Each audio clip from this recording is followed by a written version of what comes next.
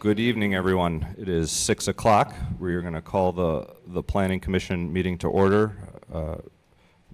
Robin, if you could please call the roll.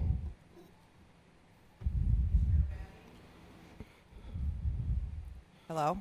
There you are. Didn't go through. It still didn't go through, I don't think. Just Urbani, she said. everything. I'm here. Commissioner Barnes, Here? Commissioner Chorin, Here. Commissioner Hawley, Here. Commissioner Gentes, Here. Commissioner Schaefer, Here. Commissioner Stoker, Here. Chairman Parrish. Here. Thank you. Just a friendly reminder to my fellow commissioners that we've been reminded to hold the button down every time you talk. You guys just did a great job at that. I also wanted to, I'm going to forget at the end of the meeting, so I just want to start at the beginning. You guys don't get thanked very often for your hard work on this planning commission, hundreds of pages a month that you review. And I know the Common Council appreciates you, so I just wanted to publicly thank you. Another exciting announcement is that we have a new city assistant city planner. We don't have time to do full introductions tonight, but his name is Evan Hoyer, and if you could just raise your hand. The planning staff works really close with the planning commission, and we have a really talented team here at the city of Mequon. So welcome aboard. He's been with us 2 or 3 weeks so far, so welcome. I have not gotten anyone registered to speak, so if anyone is here to speak, you may want to touch base with Robin, but before then we're going to review the minutes. I'm going to turn it over to the Planning Commission for any discussion. I would move approval of the minutes as written. Second.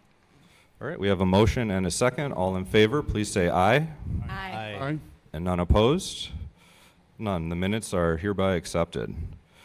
Next, we have a public hearing for Amy Mars for Smiling Dragon Acupuncture LLC. The applicant is seeking conditional use grant approval to allow for a wellness center for the property located at 1701 West Glen Oaks Lane.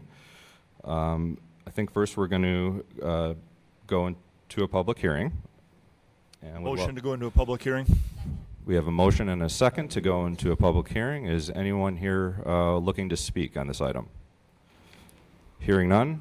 Motion to close. We have a motion to close and Second. a second. Public hearing is closed.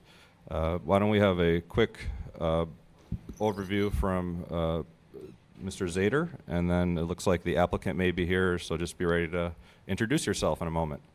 Yes, this is a acupuncture business at 1017 West Glen Oaks. This is a conditional use grant. We've seen a number of these in the past. This is a small tenant space, one employer. So we're supportive of it. We would have left it on consent, but we didn't really have any other items to pair it with. So we do recommend approval according to the conditions in the report. Brutally honest. Thanks, Jack. So, but the applicant is here, and we're always excited for a new business. So why don't you quickly introduce yourself and let the Planning Commission ask any questions. And please hold that button. Good evening. My name is Amy Mars, and I'm an acupuncturist. And I'd be happy to entertain any questions that you have for me.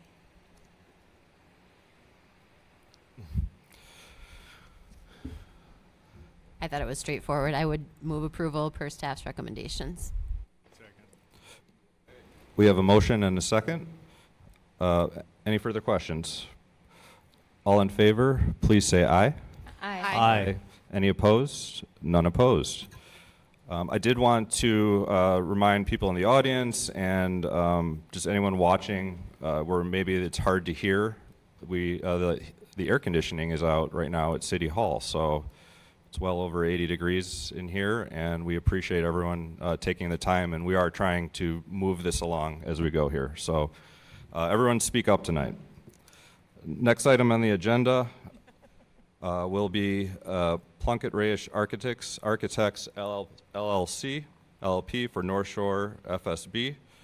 The applicant is seeking building and site plan and sign waiver approval to allow for a proposed 2,400 square foot building for the property located at 11319 North Port Washington Road. Let the record show that Commissioner Chorin is recusing himself and is not in the room. And we will turn it over to staff for a brief report and then questions or brief presentation from the applicant. This may look familiar to some of you. This was in front of us several times in the past. Back in 2020, they were originally approved, and in 2021 and 2022, they received extensions. This was also a conditional use because of the waivers that were granted, which I'll talk about in a little bit, but those waivers are still in effect because the last extension was done within the past year. So they're in front of us for a building and site plan. They made some modifications to both the building and the site plan. We've worked with the applicant pretty closely. We've gone through many of the details, and I think we're pretty close on most things. There's a couple minor issues I think that we need to get vetted out by the Planning Commission. So I have the site plan up on the screen for you first. So the waivers were related to the front setback and the parking setback off the rear. The front setback we're supportive of in the location. As you may remember, we talked a little bit about this last time. Starbucks building is directly to the south. This kind of lines up pretty close to that building. So we're in favor of that setback reduction off the front. This setback reduction to the west for the parking lot setback, we think we can achieve compliance by reducing these parking lot stalls. They're currently shown as 10 feet, which is per our code, but we in the past have allowed waivers to up to 9 feet for less, businesses that have less volume. So I think in this case, if we allow the 9-foot parking lot, this will either really close or be in compliance with the 20-foot setback. Other concern we have was the dumpster location. We typically like to see that closer to the building and not in public view. In this location right here, it's got a little bit of view from Port Washington Road. We prefer it in this location here. I understand the applicant has some concerns about that location from a functionality standpoint, and they can address that a little bit. If the commission is supportive of this location, then we would just want to see some screening on the east and the south side of that enclosure. Some of you may recall previously, this was actually a 2-lane frontage connection. They've requested that to be only 1 lane, which staff's supportive of because it does reduce the width of that pavement. But with that reduction in the one-way location, I think this spurred some questions from our engineering staff, and Cole can answer them. I think that they're recommending is that this nose and this location be extended further to prevent people from kind of circling around, and they're looking for just a one-way loop throughout the site so that this would not be a 2-way. Both planning staff and engineering staff are supportive of reducing the width of this entryway. This is a current situation here, but it's very wide, as you can tell by looking at the one to the south. It's in and out only, and this is so much wider than this one. So we're asking to narrow this down as much as possible. This is Port Washington Road is under the county jurisdiction, so they'll have to work with the county to get a permit, but our recommendation would be to narrow that throat down as much as the county would allow. So those are the issues with the site plan. In terms of the building, we've worked out some details on the building. There's 2 areas for discussion with the Planning Commission. One is related to this, let me try to zoom in a little bit for you on the location so you get a better feel for it. One is this entryway feature here with the wrapped in green. Staff is not supportive of that green. We understand it's part of their logo. They do have some on the back, which is okay since it's not in public view, but this is pretty pronounced at the front, so we're asking that this either be the brick or some other material that would match the building itself. The other issue that we're not supportive of is this large logo here. That's the bird logo, which we called it in the report. Because of the size of that, it's actually technically a second sign, which would require a sign waiver for a second wall sign. We are not supportive of that sign. There is a code provision that does allow window signs, but they can't exceed more than 25% of the glazed area. So if they did reduce that down to that 25%, they'd be allowed to have that by right. This is obviously much larger than that. So we're not supportive of that sign as shown in the plan. Other issues, there's some minor issues with landscaping that we have addressed in the report, and then with lighting, there's a floodlight basically that shines on this sign in the front. It's exceeding our 10-foot candle requirement, not by much, so that's probably relatively easy fix. And then the other issue, I know this has come up with the Planning Commission in the past, is there's been a concern of overly bright white, and the lights they're showing are the 5000K, which are awfully, it's a very whitish, bluish color. So if you're concerned about that going forward, we could recommend a 4000K to bring it down a little bit more warmer color, and then we can look at doing a text amendment eventually to the lighting code to not allow anything above 4,000. But I just want to bring that up because I know that was an issue in the past with some of the other developments that we dealt with. So other than that, staff is supported. I can let Cole address those issues if you have any questions about that access issue. But other than that, we do recommend approval according to the conditions in the report. Thank you. Thank you, Mr. Cole McGraw. Yeah, Jack, if you want to go back to the site plan as well, just as a visual aid. So real quickly, the three main things that we were suggesting in the report here would be as Jack mentioned, making that kind of rig around the building one way only in a counterclockwise fashion, so that parking area on the north side there would, we suggested that be converted to just one way, kind of going west. And then we also suggested, as Jack mentioned, a narrowing of that north entryway, and we want that to be in only from Port Washington Road. We felt that would reduce conflicts with that frontage road one way with traffic coming north to access the drive-through and parking. And then the last one was the entryway on the south side. We felt that we just wanted a little bit more of a visual barrier. Jack, if you want to point to that little corner there, maybe an extension of that just to provide a little bit more clarity to incoming drivers trying to shoot the gap across Port Washington Road there as they're coming in. So the main reason for this would be to kind of avoid the conflicts with that traffic coming up the frontage road and traffic trying to squeak out of that parking area heading east. So happy to answer any questions about that as well. Planning Commission, any questions for staff? Thank you, Cole. Mr. Barnes. Yeah, I've got kind of one question is on the drive, the frontage drive. What width are you recommending there? They're showing it at 15 feet 15 feet. 15? Yeah, we're okay with that for one-way traffic. Okay.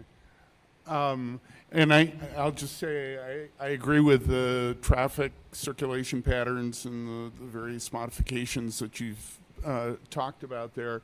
The one thing that I've always experienced is despite intent and geometrics and stuff, vehicles still will counter what you're trying to do. And I would just throw in a couple of suggestions here to enhance what you're doing. And that is, if it makes sense to even narrow the connection of the northbound right at the connection, so it's narrowed, so it's visually apparent that I, as coming in, can't continue southbound.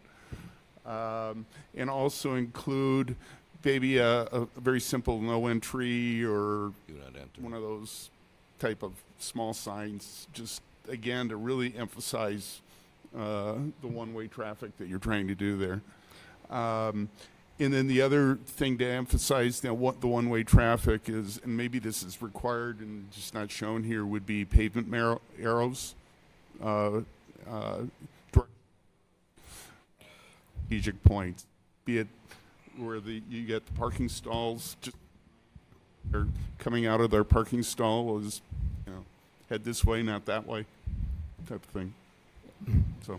Thank you. Is it fair to say you wouldn't change your recommendation, and if Mr. Barnes would like to motion that in somehow as an amendment or in the initial motion, that's how we would proceed with that? Yeah, and I was even Okay. going to offer, with the... So fine the way it is, though, proposed to engineering-wise? I would say so, yes. Okay. Good. Thank you.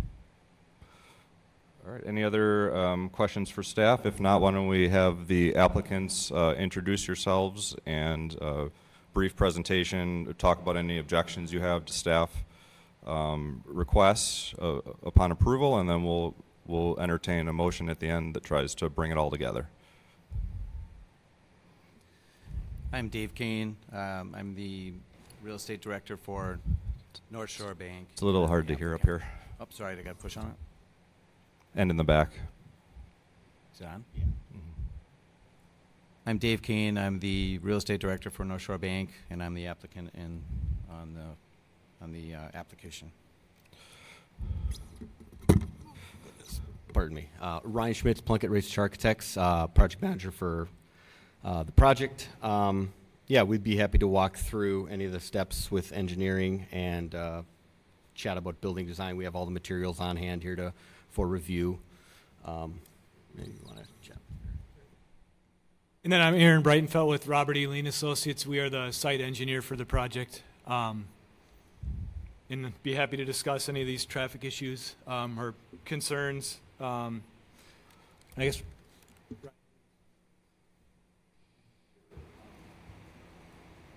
Yeah, the floor is yours. So anything you want to All say right, and talk about, we're here to listen. We, for the most part, we have no issue complying with the bulk of the elements here. As Jack alluded to, we placed the trash enclosure where we did from a building function standpoint, as we have sort of a back of house door where we would expect people to be dragging that out to the south. Moving the trash enclosure to the north doesn't function as well. It's a bit of a longer path. We're happy to add landscaping around that too. It actually is clad in the maple ridge, which is the same stone that is on the building already. So it is a nice cut stone cladding on material on the enclosure. And we can add landscaping around that as well as needed if we can keep the location as it is.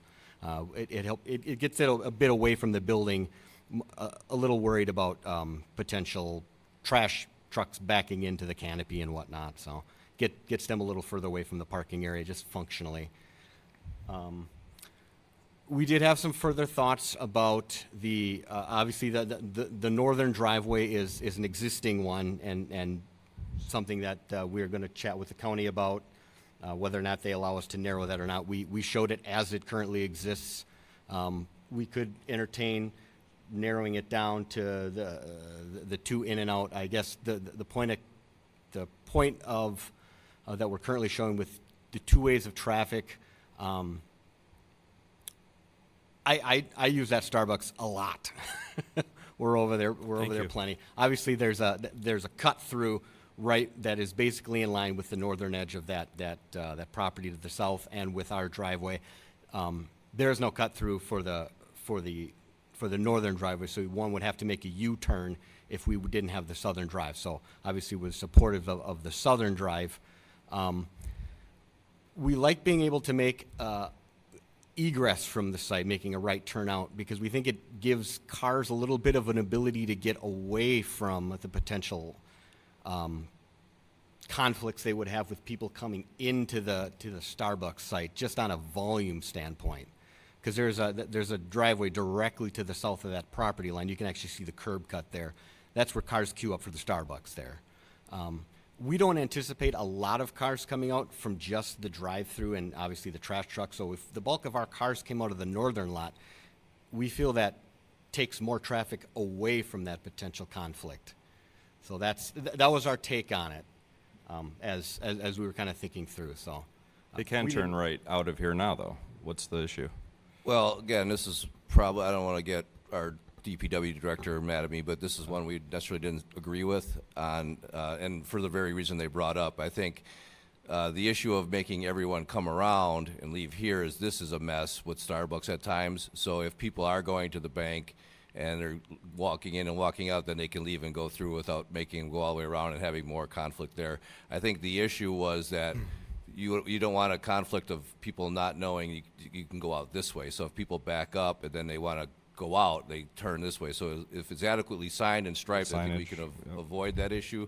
But that was one of the areas where we may not have seen 100% agreement on. So. Okay. Thank you. What else would you guys like to talk about? Obviously, we have a what is being considered a sign. There's a mark on the building in the form of a stipple pattern being applied as a decal on the inside of the glazing. That is shown as a seagull image, which is the mark of North Shore Bank. We've done our best to pump up the opacity of it, rather to make it appear as descriptive as we can for discussion purposes, but we can actually tune that down, so to speak, with a stipple pattern, basically a series of dots. Jack and I chatted about it. We weren't aware of the ability to do a window sign, and based on the percentages. So we haven't had a chance to analyze what the percentage that we have up there is relative to the glass. We can take that back and review that. So are you okay with us approving without the wall sign tonight, and then you guys will come back at a later date for that? We would really love to keep the wall, the bird logo as, or the signage as designed. Sure. We It's do think unlikely of to it as- happen, though. Well, So yeah. it's unlikely to happen. We do think of it as more of a piece of art rather than a sign, but Okay. On this note, I had a question about the blinds. So this building, first of all, it's a very nice-looking building, and the whole east-facing side is pure glass, which is a significant investment. Thank you for that as well. We have had issues with other commercial businesses just having blinding light, half the day facing east. And so I am concerned that you're going to end up putting up blinds and they're going to be down half the day. And maybe you could have just spared the expense and done more masonry to begin with and avoided all the blinds. But if you are going to have blinds down half the day, I mean, that won't look very nice. So what are your thoughts on that? we certainly, so that really becomes more of an issue of the type of glass that we specify. We started from a very clear glass. We've chatted about turning up the tint on it to better accommodate for interior thermal comfort. Yes, there will be blinds as needed on the sunniest of days that won't keep all of the sun out. So the idea is to have it as clear as possible with those blinds open. So we really would strive to have the ideal glass solution to not have to use those blinds as best we can. And we do have a blind solution. Is the staff, is the glass as proposed a tinted glass, or is it totally see-through? Well, it's can they both. just- I mean, okay. it still might. It's not totally opaque, so there'll still be a situation where they might need blinds on a real sunny day. Okay. And we've had this kind of discussion numerous times with Landmark Credit Union, with Associated Bank in the town center. We actually have the requirements because of that whole glass issue. So, Yep. you know. So I'm just bringing it up now. yeah. Maybe, I mean, the planning commission can talk about it if they'd like to.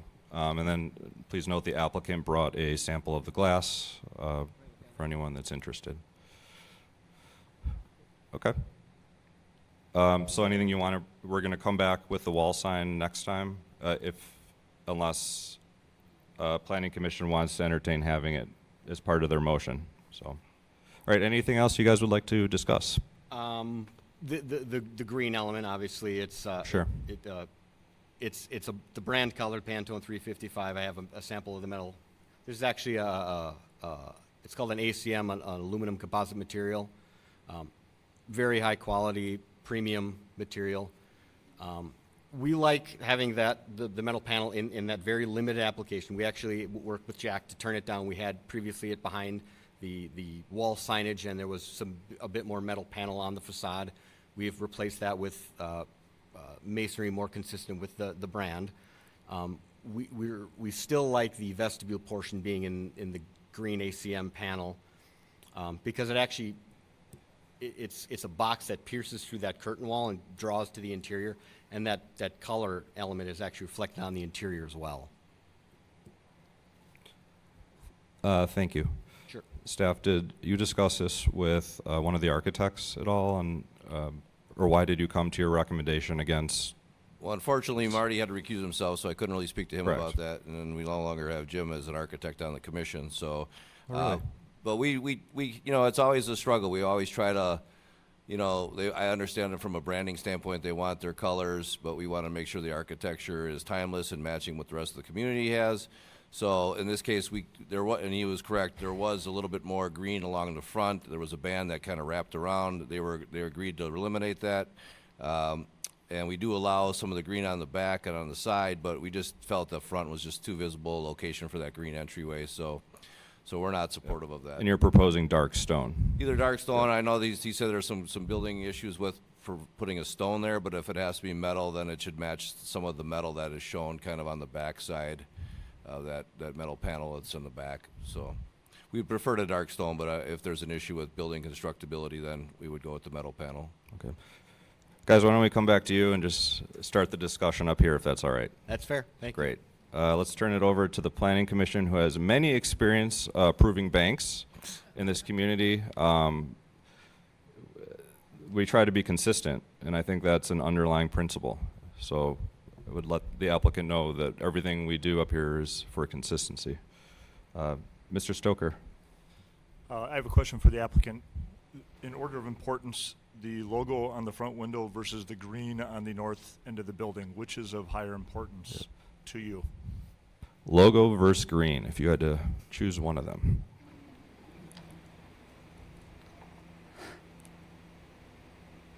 I ask because I think you're going to have an uphill battle with the logo on the east side facing Port Road. I personally don't object to the green on the north side. I understand that's part of your branding.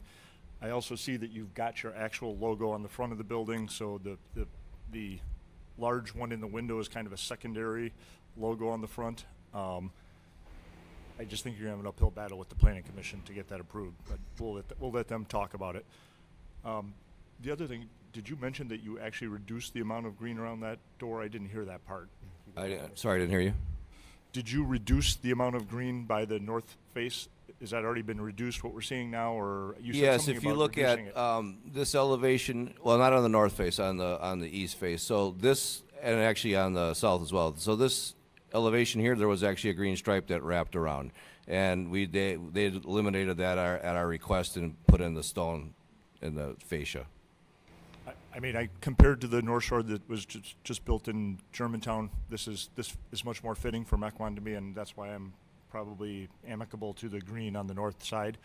I guess I'll let the other planning commissioners have their comments about the window decal, if you will. Commissioner Urbani. I would agree. I think our sign rules say that your sign should match something on the building. So having a little bit of green on the building would match the sign, which I think is appropriate, and that's not on the front. I think the green looks fine, especially if we got rid of the bird. Thank you. Commissioner Schaefer. I'm thinking about Associated Bank. Say that again. I'm thinking about Associated Bank is in the spirit of trying to be consistent, which we do, which I know what I tried to do, and I cannot remember specifically. There was a lot of back and forth on Associated yes, Bank. they actually wanted a similar waiver, not totally similar because it wasn't actually on the window itself, but it was in the tower. There was an element that looked like their Metal it was their fixture. logo. Yeah, So they did eliminate that. They were We have some- denied, and now they put artwork basically in, which is, it's a slippery slope on where you draw a line, but it's not the sign it was originally that we denied. So Did they ask for any color discrepancy? Because is Associated Bank also green?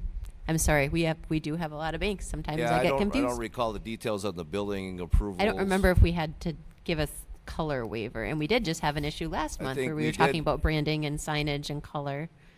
We did go through several iterations of the design So on that many. one for sure. I Yeah. just don't remember the details, but there was the color and style changes that were made to that building Yeah. several times. Yeah. But in terms of the sign, I think it's a good analogy for this one in terms of consistency because it's the same kind of concept. They want Yes. a second wall sign that's much larger than what's allowed, and it's kind of like it's art, but it's also branding at the same time. So Yeah. Okay, I have to noodle on that. Two more things. The dumpster enclosure, you're saying that would be, the material would match kind of the stone that's on the outside. I would be amenable to that without screening, because it seems to, is it it seems like it would match very well. Is it attached to the building? It's standalone.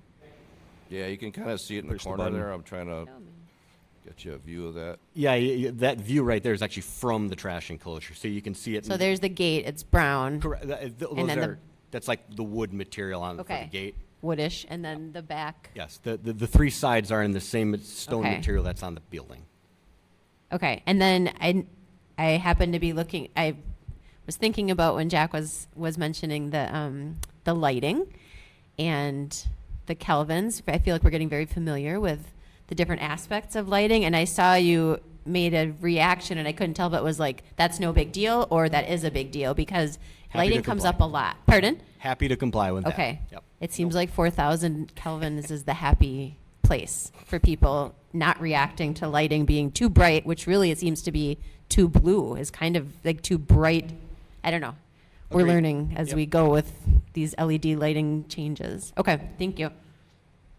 So I don't believe the 4,000 Kelvin limit, thank you for agreeing to that. I don't think that's in the list of conditions, so we would You'd have to add that we'll as have to add condition. I that just in. put it as a suggestion. And then anyone else who's commenting, just be sure to comment on the 2 right turn exits, which the applicant is hoping to have, and again, the wall sign and the green element.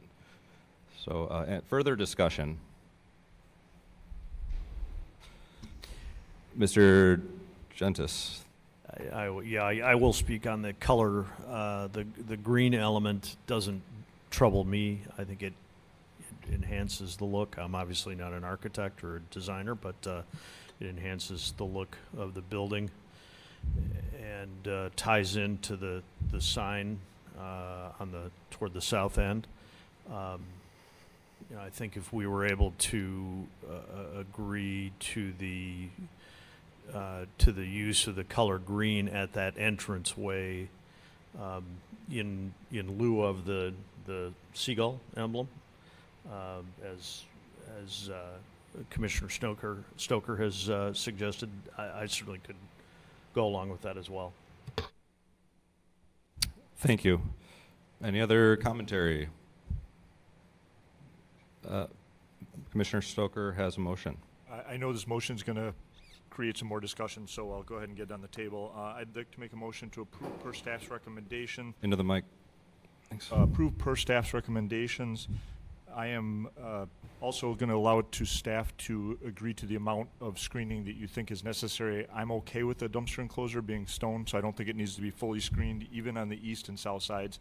But if they can work it into their landscaping plan and you're happy with it, I'd be happy with that. Also adding that the lighting will go down to 4,000 kelvins. And I'd like to keep the northern exit to the south, so you have the second right-hand turn out of the building. You cover the dumpster in that? I'm sorry? Did you cover the dumpster in that? I'm sorry. So that was the dumpster, and then I am okay leaving the green at the north entrance, and at this point, removing the seagull from the front, or the eastern windows. Great, thank you. That was very thorough. I'm going to second that. We have a motion and a second. Any further discussion? I have a question or clarification on that. So are you saying that the bird logo should be removed in its entirety, and they're not allowed to come back and ask for the 25%?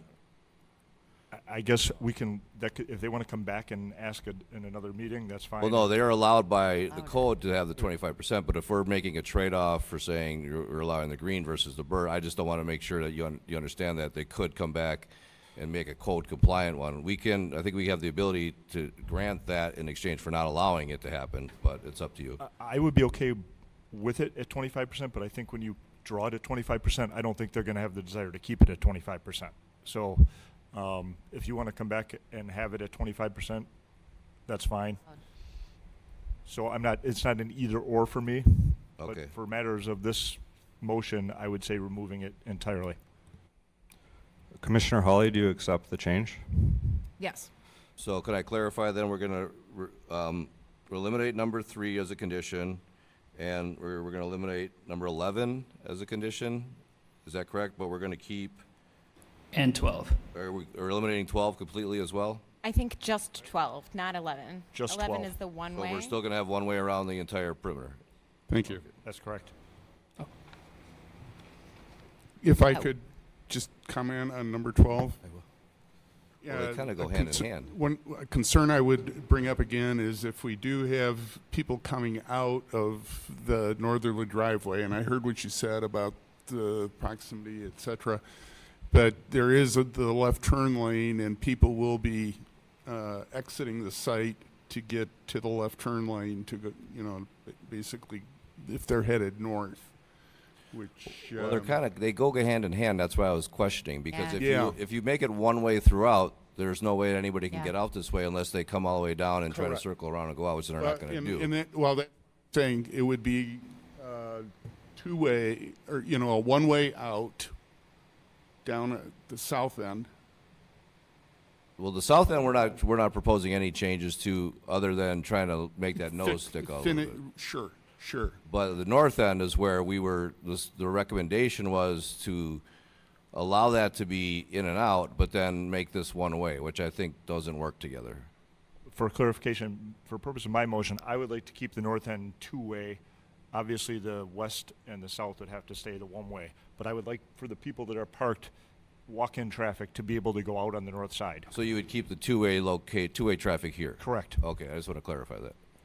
So I think And we I would just- actually follow the arrows as marked. Yeah, as shown, the pattern would be as shown. The only change would be, again, that's what I was asking, so this little nose would still be in play, but everything else would be as shown except for the reduction in the width per Ozaki County.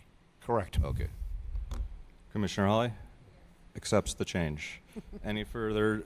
So great. Actually, the applicant was waving at me a second ago, and we're trying to limit discussion after the motion has been made, but do we make an error in something we just No, did? I think you guys All right, thank you. clarified it. We'll get back to you. All right, any further discussion? If not, why don't we call the roll?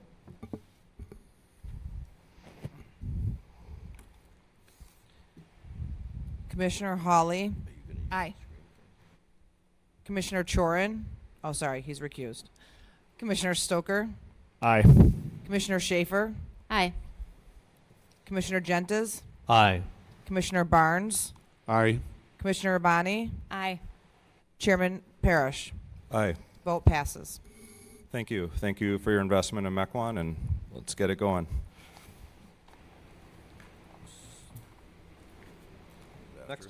Next up on the agenda, perspective design for Seidel Plastics, Inc. The applicant is seeking site plan amendment approval to allow for the expansion of the parking lot and stormwater basin for the property located at 6301 West Executive Drive. Take it away, Jack. It's actually me. Oh, Evan. Thank you. Is this on? Yep. So Seidel Plastics is located in Mequon Business Park on the central south side of the city, and it's located in B5 Light Industrial District. They're looking to expand their operation in the next coming years. They're looking to have a future addition put onto the building later on to house approximately 10 more employees than the 50 that they have now. And with the 35 parking spaces that they have currently, they're having a pretty hard time getting everyone to park in those areas for current operations. So adding that addition on in the next 3 years is going to be make it even a little bit more difficult. So really adding this new stormwater and parking lot addition now is kind of getting ahead of the game a little bit. Staff had a few problems with the site plan as is. The lighting plan had a few uniformity ratio issues when looking at the whole, and the addition also had a slight uniformity deficiency as well. The average for the foot candles for the lighting on the addition is fine. It's when you look at the whole parking lot as a whole that the average kind of goes down and doesn't meet code at all. And then landscaping wise, the new addition doesn't meet the city's 10% minimum for interior parking lot landscaping. So bumping that up to the 10% to meet code will suffice. And then doing a site visit, we saw that there's no landscaping around the monument sign to the business. So putting that up to code with having 5 feet of landscaping around the base will need to be met as well.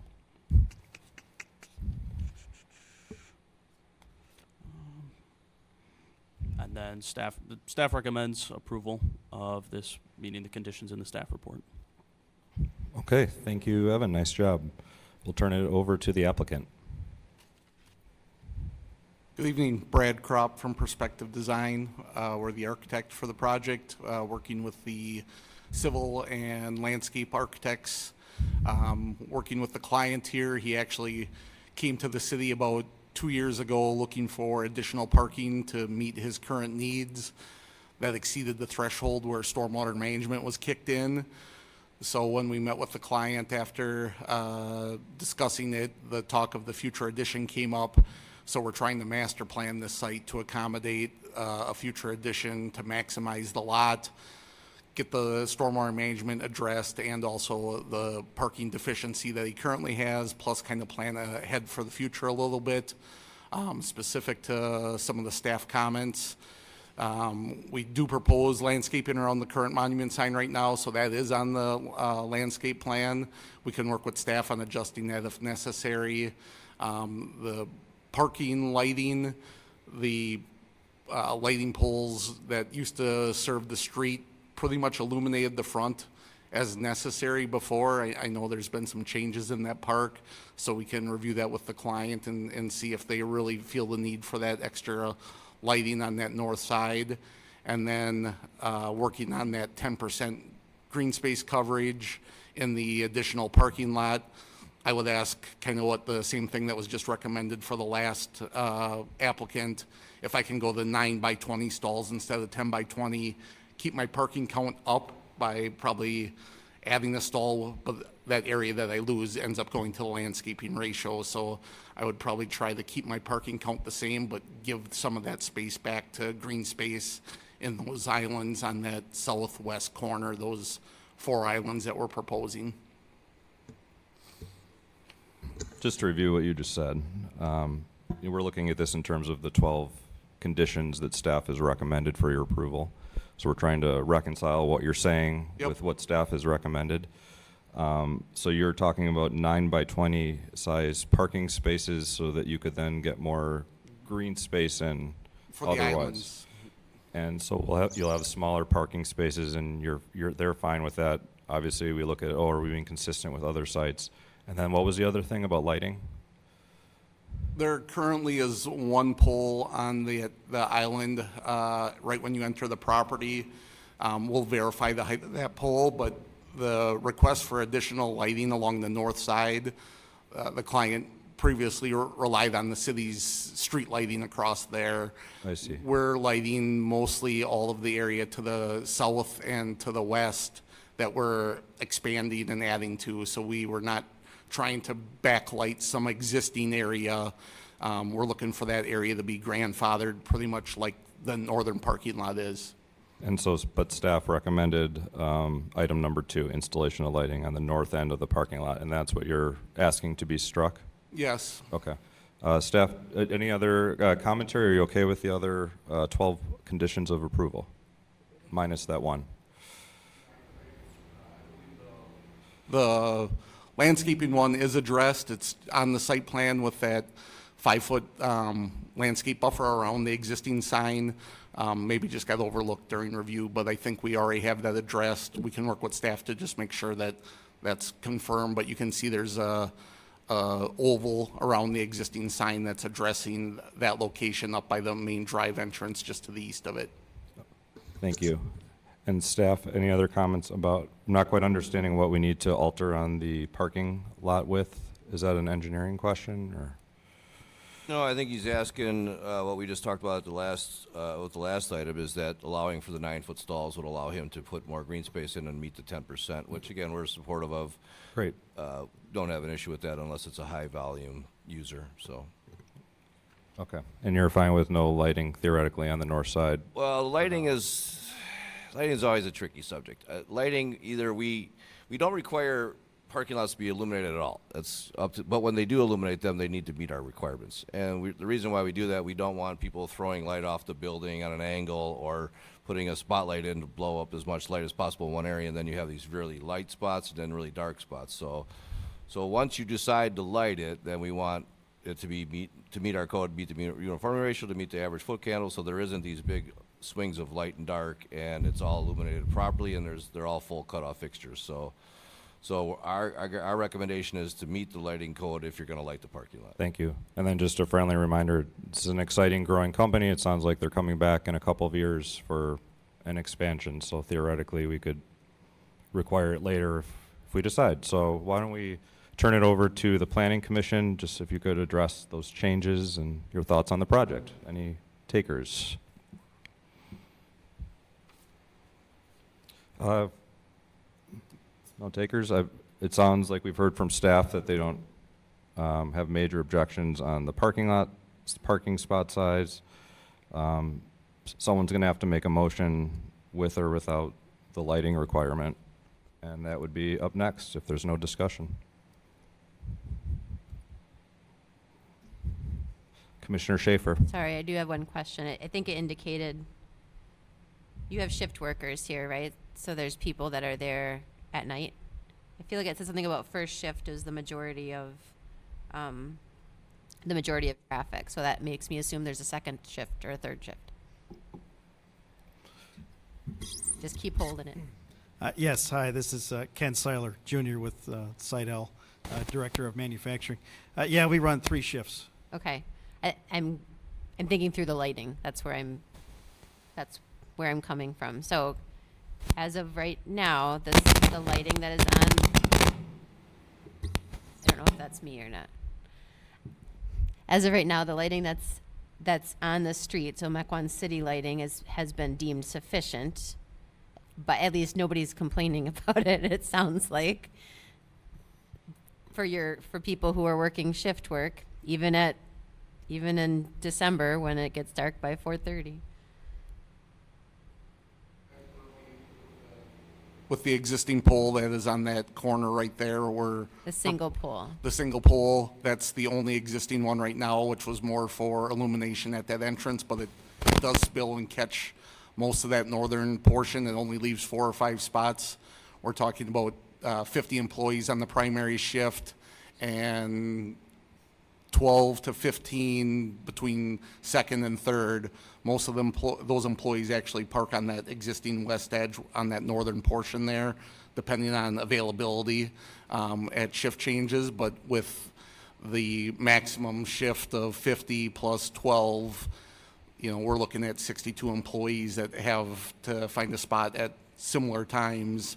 And right now we're only at 35. So, the main objective is get enough parking on the site for the current employees. If we eliminated all the lighting, would it be beneficial? Probably not, but it would be a step back. We're trying to at least plan ahead on that west side. Yeah. Thank you. I don't know where that leaves me on lighting, to be very honest. All right, I'm just going to make a motion to approve items 1 through 12 as written. However, I'm going to strike item number 3, or I'm going to replace item 3 with the light on the north side, requiring that we revisit this item at the time of the proposed expansion. But until then, it's on hold as far as the lighting goes, and that the smaller parking space are acceptable, provided that's reallocated towards green space. Second. Any further discussion? All in favor, please say aye. Aye. Any opposed? None. Motion passes. We all want to thank Sidel Plastics again for your growth coming up here. Congrats. Thank you.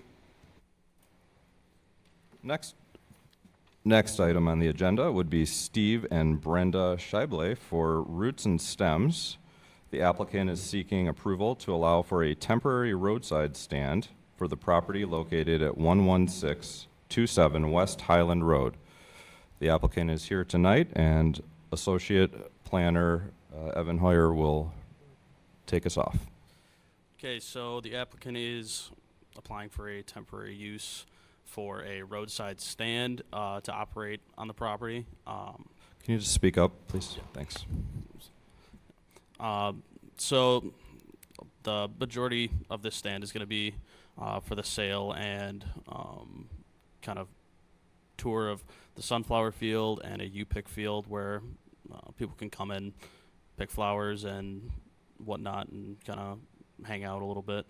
And then there's another operation of what they call kind of workshops and other things to help people get familiarized with kind of hobby farming, planting, things of that nature. Problems that staff saw with the site was kind of based around the parking area. We really wanted to make sure that we were being kind of consistent with other temporary uses that had been approved in the past. So having kind of more impervious surfaces like gravel or something else in place of just dirt was kind of what we were looking forward to. So the applicant kind of gave us a revised site plan, and we came to the agreement that having 250 by 50 feet of gravel, and then having an overflow parking area that was that regular dirt was going to be acceptable and wouldn't hinder the operation of the business at all either. Then in regards to other things other conditions for a temporary use, it's going to be pretty significantly far away from the road, as you can see. The GIS analysis puts the stand and actual operation about 617 feet far back from the road. There's no plan for signage right now, but there is an existing sign that would need to be moved back a few more feet to meet the setback requirement for it, and we would like the applicant to give us the dimensions of the sign just to make sure that it complies with code.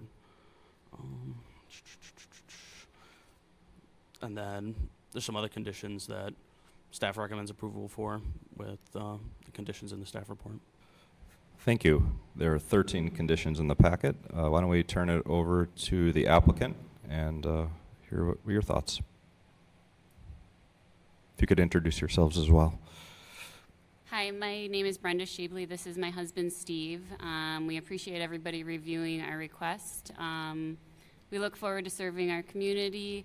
As you can see in the green area, that is our sunflower path, which will only be open for 3 to 4 weeks of the summer. There's 2 plantings there. The red area is the U-pick field, where people can come grab a pitcher, fill their pitcher with flowers.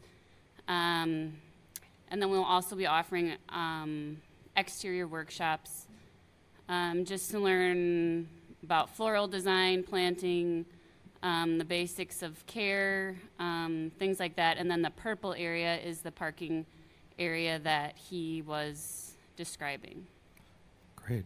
And are you okay with the 13 conditions of approval? Or would you like us to discuss any of those?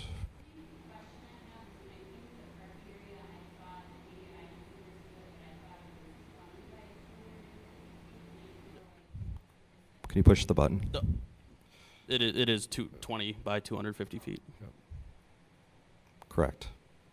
And I'm curious, when he says impervious material, does that have to be gravel? Could it be wood chips? We're just questioning it because we'd like to keep the agricultural feel of the experience that people are coming to a farm. I understand the safety and the ADA spots 100%. I'm just curious if wood chips would be a viable option or if it has to be gravel. Thank you. Mr. McGraw. That's loud. The reason for the impervious conversation was for stormwater reasons. So wood chips would be probably considered like a pervious material, so you wouldn't have to worry about that. But yeah, gravel would be impervious.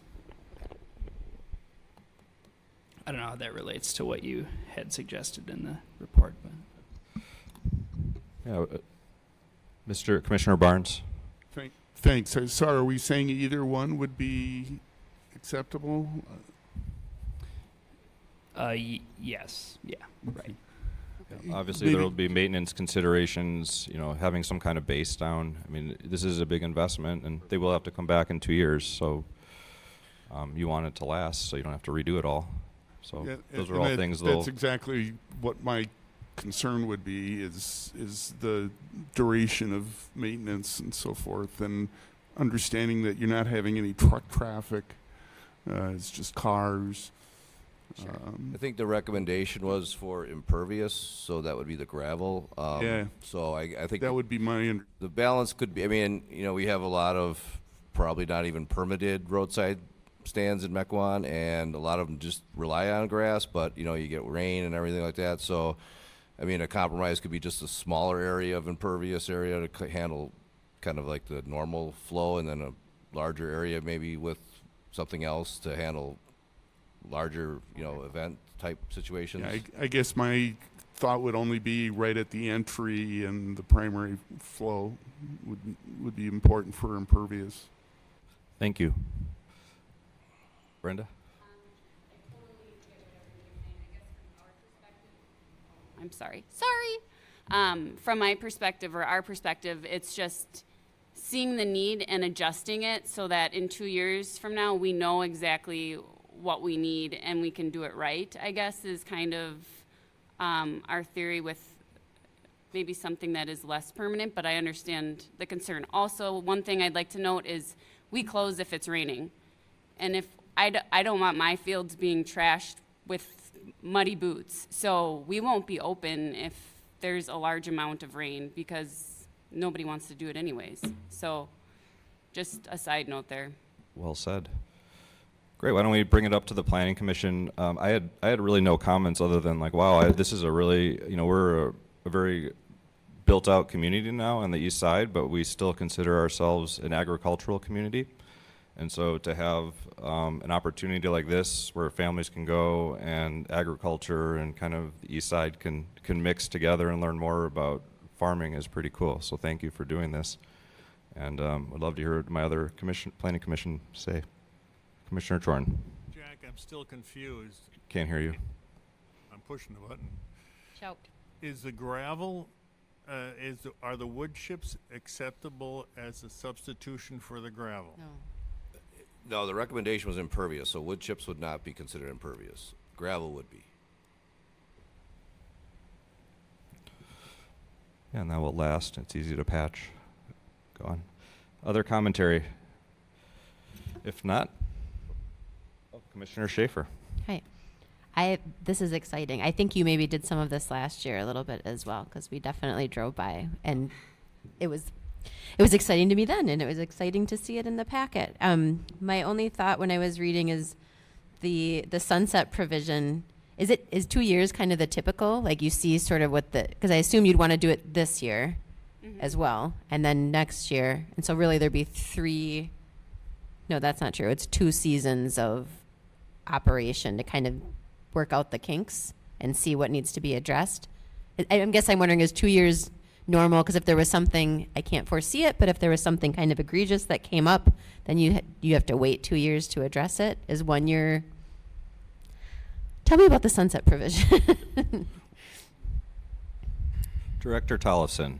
Good evening. I don't think that there is a standard for that. We don't approve a lot of temporary roadside stands. And when we have, they've been joined with other agricultural, activities that are happening on the property. So we're open to that being less or more. We thought the 2 years was a, good trial run in terms of the 2 seasons, and it's not meant to require them to come back here, just an opportunity for us to get out to the site.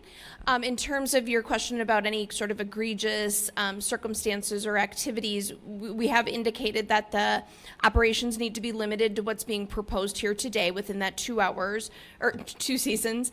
And if there is something, that's completely, a site maintenance issue or starts to become a nuisance issue with lighting or traffic or anything like that, we would have the opportunity to talk to the operators with other code provisions separate from your approval tonight, so I wouldn't be too worried about that. Okay, thank you. And I don't foresee that. And also, I think the fact that you came forward and asked for a permit, because I do believe there's probably, as Jack alluded to, others who perhaps haven't. So kudos to you for doing that.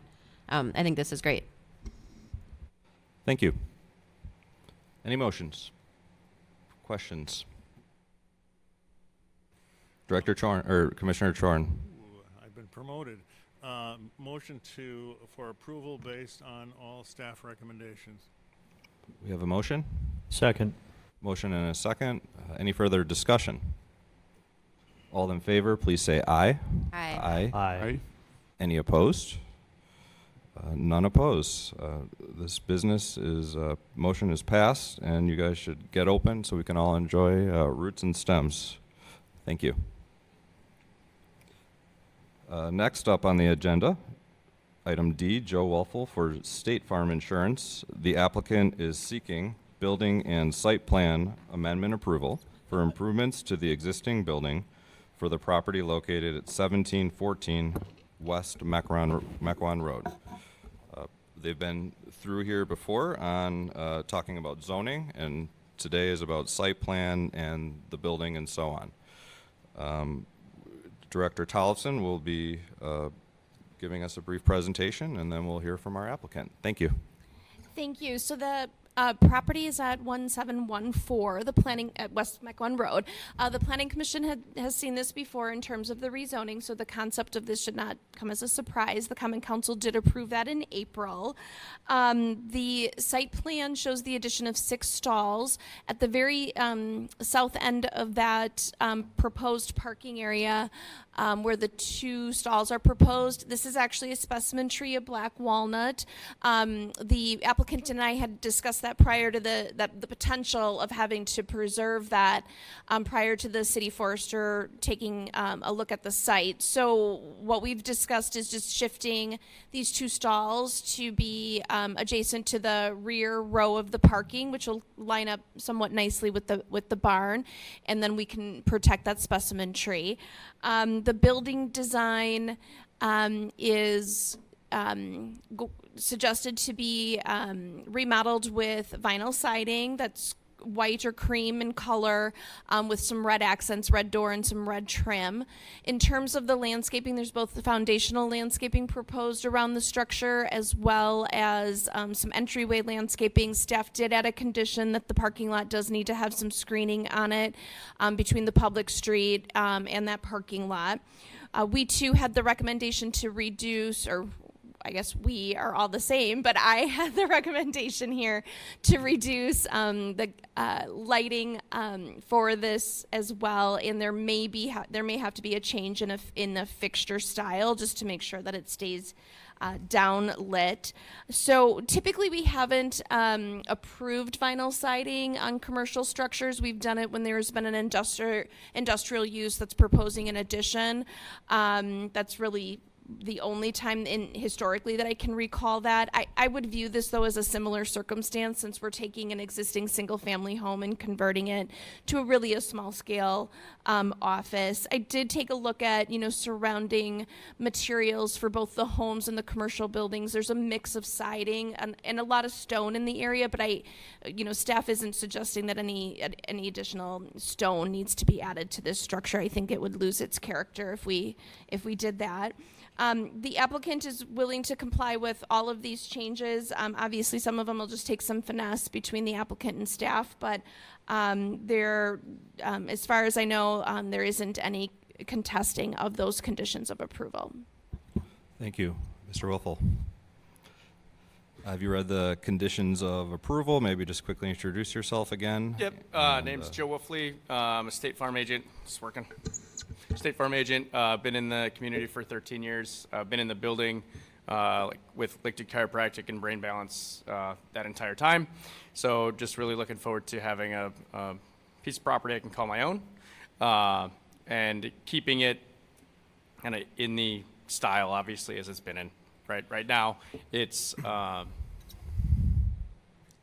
essentially not going to change, right? With the exception of we're putting on a new roof, putting on new soffits, gutters, downspouts, the deck. It's going to be white and red instead of blue and white, but really trying to keep it as the look of the traditional farmhouse, and I'm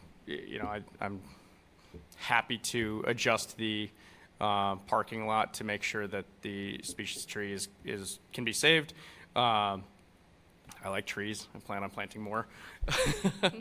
So, the lighting, I know that was another item that was brought up. Happy to, if it's or if it's a concern of where it's projected to, or brightness, I'm happy to have that solved with whether it's motion or timed lights or just a different fixture. It's not. I'm not trying to light this thing up for. I have to pay an electric bill. Director Tollefson, are you suggesting the lighting plan would just be at a staff level when that comes in? Yes. Okay. So yeah, and I believe those were the only open items, and so yeah, I'm happy to make any adjustments to get that taken care of. So. Great. And you're a business in my district, District 6. Mequon appreciates you being in District 6 for so long. Appreciate it. This is a great investment, kind kind of in a transitional area. Do want to commend staff for working with you. It's Yeah, actually it's- quite a complicated project to rezone and convert something to this level and make it everyone happy. So Yes. kudos to staff and the applicant for that. There were some concerns from residents last time, and just in case they missed the commentary, there was a thorough discussion at Planning Commission, and the residents were heard as far as those that are behind the structure. As a result, we did have a permanent limitation on drive-throughs. There will not be drive-throughs at this site ever, as far as I think most of us are around. And I think the only other question I had And restaurants. So no and drive-through, restaurants, no thank you. drive-through and no restaurant. Correct. Thank you. That's a good reminder for the neighbors. Lost my train of thought. Oh, so I think we should, have a discussion up here, and we'll entertain a motion at the end of it. Mr. Barnes. Yeah, I agree with everything that's been proposed and concur with that. Just clarification. The other day when I went by, I thought I saw a property for sale. Yeah, I've had And so it is I'm- currently for sale by the church, and they're here as well. It's currently for sale. I've had an accepted offer on it for coming up on a year here. It's just been the process of getting it into the through the rezoning process that will allow for me to make it my office rather than residential. So that would not have an effect then on everything that's been presented? No, and that sign will talked? go away as soon as this is done, because then I can't close on it until, so part of the loan provision is they won't close on it until they know that the city approves it for my intent. Okay, thanks. Thank you, and you actually just reminded me of my question. The barn, he's going to use that for personal use. Can you? No, Nope. no personal use. We had talked about that well in So- advance of the rezoning, so we just wanted to get a handle on how all the other structures Yeah, are let's going to be on the same page with this. There's just old fire truck, right, that is associated with the State Farm office use that will be stored in there. Otherwise, it's just going to be equipment that's needed to maintain the property. Yep. Great. So no rentals, nothing like that. Nope. It's an antique fire truck. It's been in family fun before the 4th parades. We use it for just events around, right? And Yeah, it's once neat. you pull a fire engine into the barn, it kind of takes up all of the usable Got it. storage space. Thank you, Commissioner Chorin. Now, with regard to those outbuildings, they don't change architecturally? The barn is going to be painted white as well, and then the other two smaller structures. I'm sorry, I forget what the changes. There's Roof one. as well, There's right? one garage that has like a 1.5 foot space between the barn and the garage.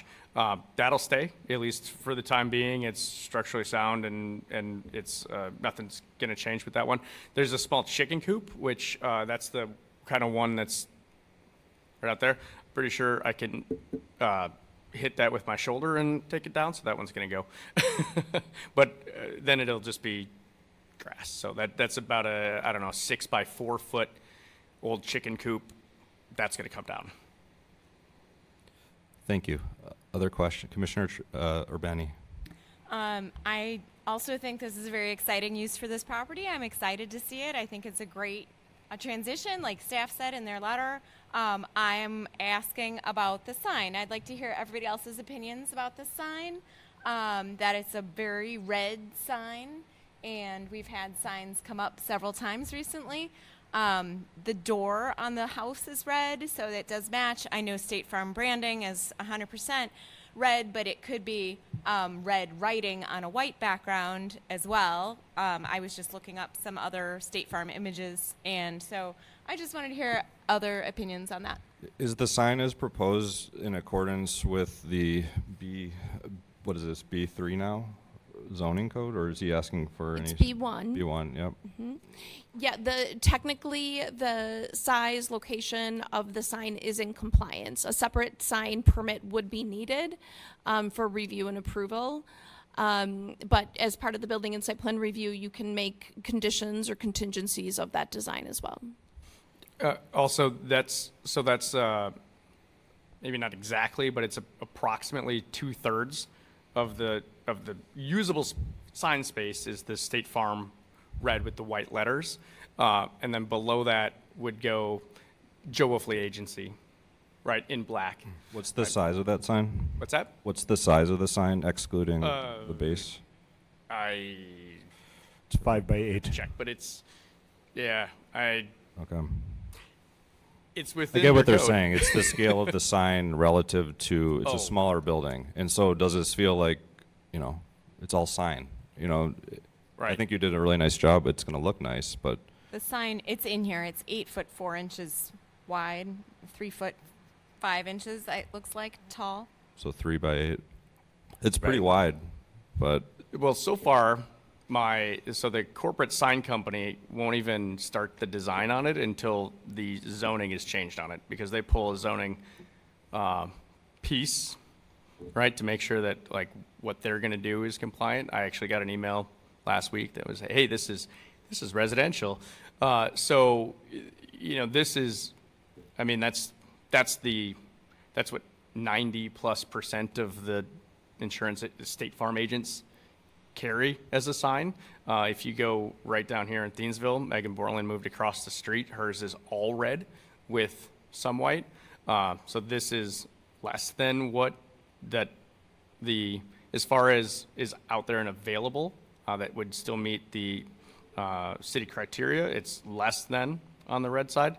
But the goal of that sign, however they do the dimensions and stretch the lettering, is the bulk of it should be mostly white on a red background, right? Where it's, not thank you.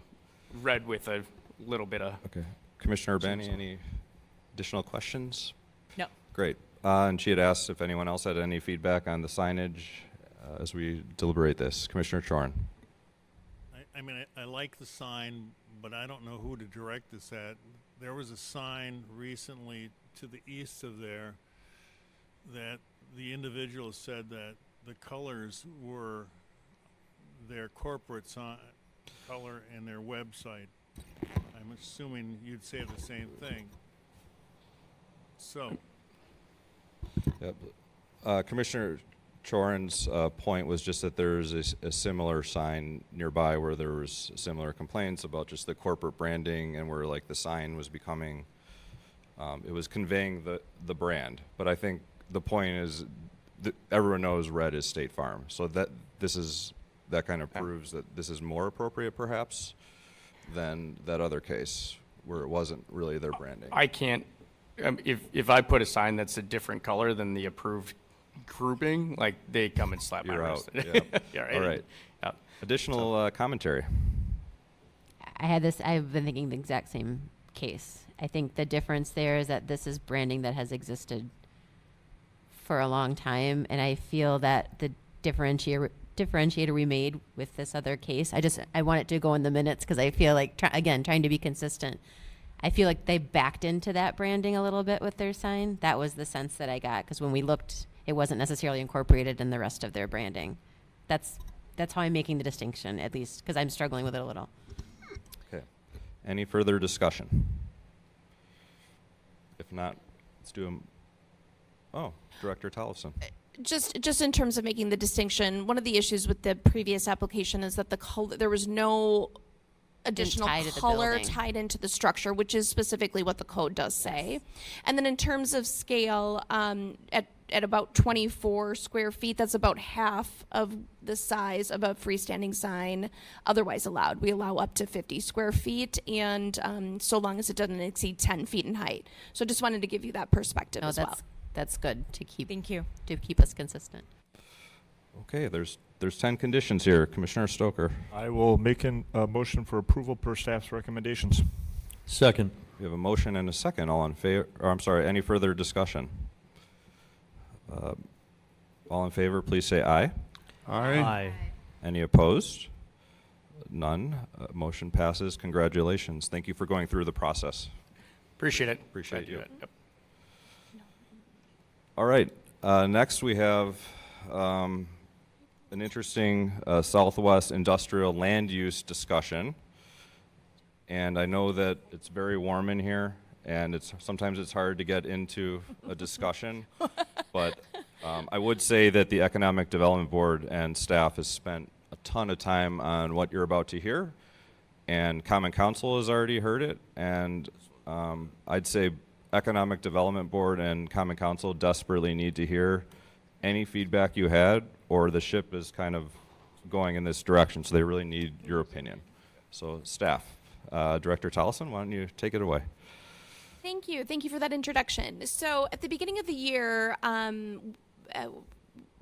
the administration office asked Economic Development Board and staff to take a look at the area defined in the black boundary here. This is the very southwest corner of the city, bound by Wasaki Road, County Line, and Granville.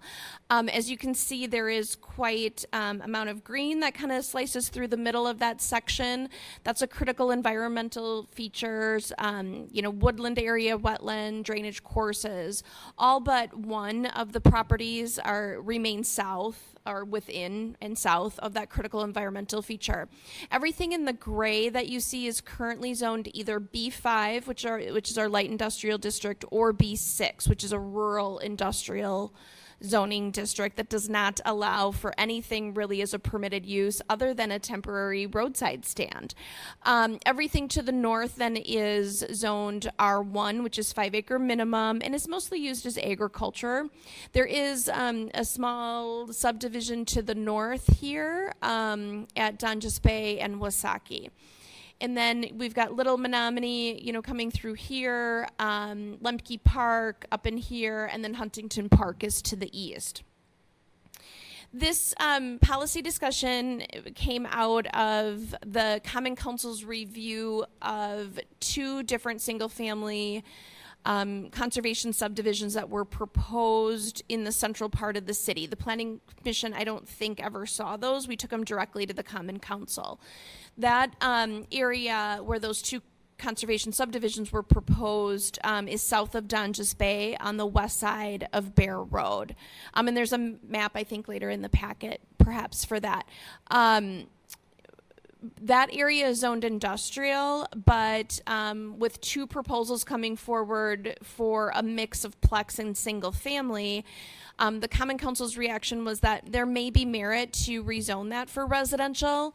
It is near Trinity Creek. It is near Lily Lane Preserve. It is adjacent to agricultural land and uses to the west. And then just, beyond those agricultural uses, there's a tie with the Mequon Nature Preserve. So there's quite a bit of green space and critical environmental features there, and some nice features. And to the south of there is Village of Brown Deer, and there's some pretty substantial single-family neighborhoods directly on the border there as well. So the council thought that maybe there was some merit to rezoning that for those single-family subdivisions, but was concerned about relinquishing land that's zoned industrial, and really wanted the staff to take a look at where else could we promote industrial development. With most of this land already zoned for industrial, it of course caught our attention. Being at the southwest corner of the site, it probably eliminates a lot of impacts that come along with light industrial development that the city wouldn't have to then be subject to. However, we probably would lose out on some economic domino effects of that, right? So if there's a lot of uses that end up going in this location, they're more likely going to use retail and services that are in the Menominee Falls, Germantown area versus our business district. So there's a little bit of a trade-off there. So one of the first things the staff did was reach out to both Ozaki County Economic Development and then M7, which is the regional Milwaukee 7 economic engine. And the reaction that we got from both of those entities, we wanted to check the marketability of this, and then also, ask what, if any, specific considerations we should look at, or anything, that's happening in the market that we might not be aware of that would either be positive or negative for this location location. And the reaction that we got from both entities was really positive. They felt that it was a prime location, given its proximity to the north end of Milwaukee County. You can capture the labor pool from not only Milwaukee County, but Waukesha County and southern Washington County. And then transportation is ideal because you're only a 5 to 7 minute drive to the Highway 41-45 corridor. For those of you who have traveled up and down that corridor, you probably have seen there's quite a substantial increase in the amount of industrial development that's happening immediately along the freeway, particularly at the Holy Hill exit, and that's part of Germantown, but Menominee Falls has also recently built out more of an office corporate-like setting, just kitty corner from this location. The input was also that public water would be critical. Obviously, larger scale industrial uses or any commercial development is going to need fire protection. Public sewer is maybe less important, but both M7 and Ozaki County pointed to other industrial business parks at the south end of, throughout Washington County and Ozaki County that don't have public sewer, and they have floundered a little bit. That may not be the only reason, but it was just something that they noted. And then they also mentioned, well-maintained roads. And then one of the other reactions, which I think we can all identify as well, is that this lacks any immediate adjacency to residential development that's already in place. So that caused staff to start fleshing out perhaps what some industrial uses might be. We compared not only our current zoning districts, but looked at zoning districts for some of the surrounding communities so that we could look to be competitive. And then we worked with the Economic Development Board to kind of flush through the types of uses that might be allowed here. And I included a use chart. Obviously, for those of you who sat on the PC Policy Subcommittee and 18 months of Uleo Creek for zoning districts, there's more finesse that has to be done with all of that. But we're really at a point where we wanted to talk to the Common Council earlier this month and the Planning Commission, because the infrastructure and the utilities start to become something that requires further analysis. So the question really of the Common Council was, do you want us to take the next policy step and further evaluate the sewer needs to be able to serve this area with public sewer and also public water? Because we don't want to spend more staff time, right? And so that sewer analysis is going to require the city to contract for those services, though the contract for that analysis was not budgeted for 2023. So the Common Council indicated that they did want us to continue to explore this. They did choose to postpone the consultant contract until next year, so they'll budget for it for 2024, and staff's prepared to get that out on the street as soon as possible. And once that sewer analysis comes back, we can further explore, square footage and the financial, analysis that would go along with substantiating, really the zoning here. I mean, it's already zoned industrial, but it would be substantiating it in a way that we're really, signaling to the private market that we're ready for that attraction here. Prior to going to Common Council, I did reach out to all of the property owners who have land in the area. I would say I've talked to about half of them. There is interest and support for this. OWLT does own a pretty substantial parcel smack dab in the middle, which is right here. Obviously, they're concerned about any type of heavy industrial and how they can perhaps balance the conservation of that land with this potential development going around it. Both public water and any improvements to the roads that need to be done will require partnerships with other governmental entities. And that is going to take, obviously, some time and some negotiation for the Public Works Department to work through. But we have outlined in the staff report what our next steps would be, and talked about, the timing associated with that. So I guess what we're looking for right now from the Planning Commission is really no action. We wanted to make sure you were aware of this policy analysis. We wanted to make sure you understood the the reactions to date, and if there was it doesn't have to just be tonight. Anybody can email or call anytime. But if there's any reactions, any questions, concerns, ultimately, if this moves forward, it will be back in front of the Planning Commission probably for a couple meetings, mid 2024 for your recommendation. So we want to bring you in as early as possible. Director Tollefson, can you clarify the rezone of the industrial park? Would that happen in conjunction with the analysis next year, or did Common Council decide to go ahead and entertain residential proposals? Yes, now? Thank you. That was the other half of the analysis. So we were asked to kind of look at both of those locations simultaneously. Staff feels that we could support revising that industrial zoning in that central location for residential. We asked the Common Council if they wanted that to run concurrent, so therefore postpone it till 2024. They said they did not necessarily see the need for waiting on that, and asked that staff bring forward or start working on the draft zoning for that and advance that to the Common Council. I tentatively indicated to them that we would work to get that in front of them before the end of the year. Thank you. Please. What you were just speaking of is